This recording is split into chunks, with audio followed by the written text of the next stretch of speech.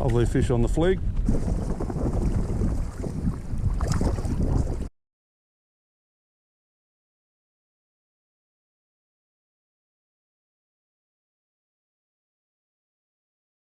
So the best time really to hunt for bonefish on the flats, you want to be there on the turn of the tide on the low, so then when it starts rising. And what will happen is those fish will then push up out of a channel, they'll come up onto the flat, travelling with the tide, particularly if it's a strong tide, just looking for any little morsels or crabs or shrimps that have sort of like had the sanctuary of the real low tide, and they might still be out on the flats, and then the bonefish will be up actively hunting.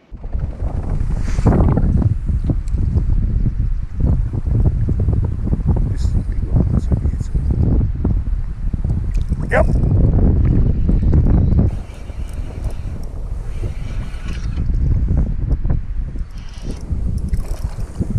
This is a beautiful fish.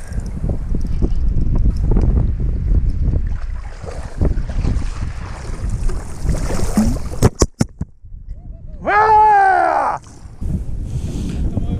That is a serious fish, man.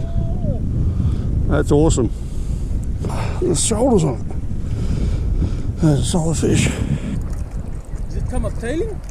No, I just saw him cruising across me. Just made a cast and he zoomed onto it.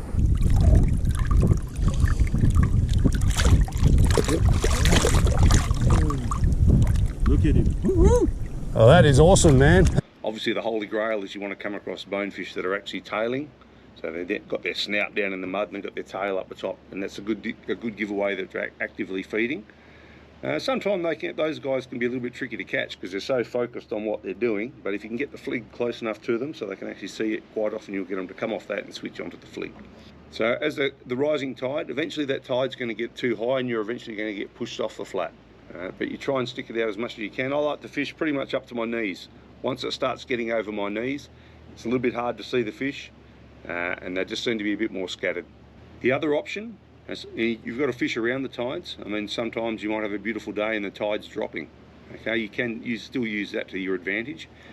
So you'll be out on the flats, and you want to look for a channel where those fish are going to be exiting the flats as the tide drops, and hopefully you want to be fishing on the flat, casting into that channel, picking up those fish as they come down off the flat and down into the channel, and they're still hungry, and then hopefully you can just intercept them that way with the fleet. Sometimes when you're fishing in a channel, the water's a little bit deeper, so you can't actually see the fish, so it's a little bit more blind casting, where you're just sort of like just casting, just constantly putting casts through the channel.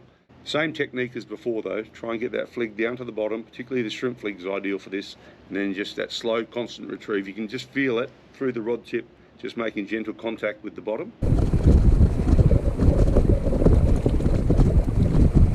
Oh yeah, yeah. Sometimes you do get a little debris on the head of the flig, depending on how much is on the flat. So make sure when you bring that flig in, you give it a quick check, clean it off if you need to. Okay, you don't want to be casting your flig out if it's got little bits of weed and that hanging off it, because straight away the fish is just not going to be interested. We're trying to fool that fish. We're trying to make him think, yep, this is a little shrimp and I'm going to hammer that. So yeah, that's just something to keep an eye on. Just make sure you've got no little bits of debris hanging off your flig.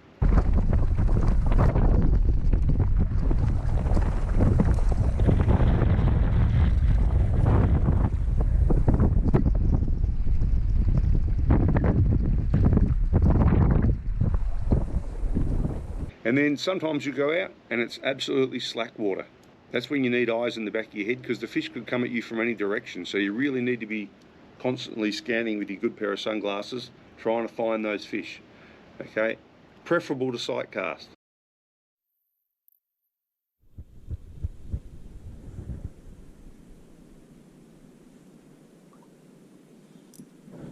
Yep.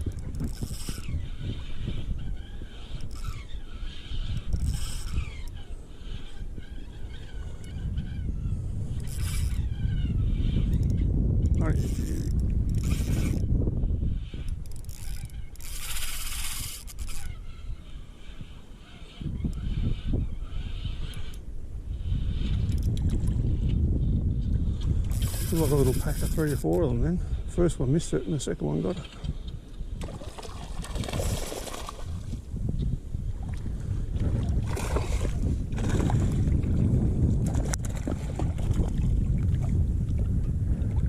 Beautiful.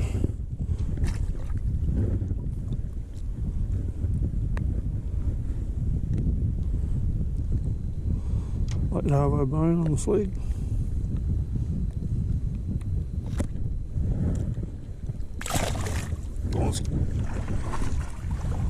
Because if you're just going to stand around blind casting on a shallow fat when it's crystal clear, quite often you're going to be spooking fish that you didn't even know were there.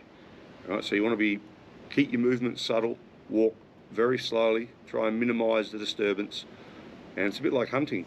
Sometimes you only need to move a couple of feet just to change your perspective, and you'll pick up a fish that you didn't see before. My best advice would be to move slow, look carefully, look 360 degrees, and be prepared for fish to come at you at any direction. Now, particularly on low tide, slack water, or when the tide's rising or falling, but there's so little movement, like you're on a neap tide, the fish are still going to be on the flats for a long time. Talking to the guides around here, those guys seem to prefer the neap tides because the water movement is a little bit slower, so the fish are going to be moving around a lot more looking. They're not going to be restricted just travelling with the tide if it's moving quickly. And they also get a lot longer on the flats because the movement isn't extreme. So as it rises, instead of rising quickly over the course of a couple of hours, it's only going to rise slowly. That's going to give you some extra fishing time on the flats. Once again, I still like to only fish pretty much up to my knees, and once it gets above that, I find it a little bit hard personally to start spotting fish. And that's where, when it does get a little bit deeper, if you've got access to a boat, then you can get up on the boat, you can stand on the boat, up on the front deck, and you can sort of like drift along. And once again, you can start sight casting the fish because that elevated position just makes it a little bit easier to see those fish deeper in the water. Fish don't seem to spook as much with the boat. And quite often, we've been drifting, say in an eddy or a bit of a backwater, coming out on the tide, and you'll look behind and there'll actually be fish that you've gone over, and they'll be behind the boat. And so you sort of like, even though you're looking in front of yourself as you're drifting, every now and then have a look behind, because quite often you'll see fish behind the boat. And I picked up a couple of lovely fish the other day, just casting behind the boat. It was almost very similar to trolling. It was a slow drift, and I've just slowed my retrieve down a little bit, even slower than normal, so that flig's still going at a nice constant speed, but you've got to factor in the drift of the boat. You don't want your flig going too quick. And yeah, a couple of beautiful fish, just drifting, and got those behind the boat, which was a nice bonus.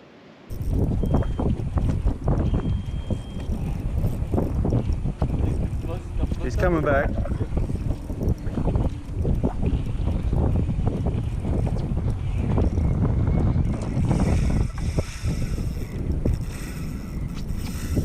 Oh, boot scooter.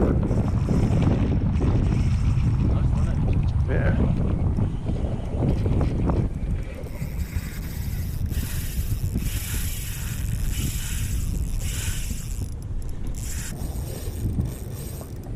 You look small when I see it. Look, big water. Yeah! Woohoo! Thank you, sir.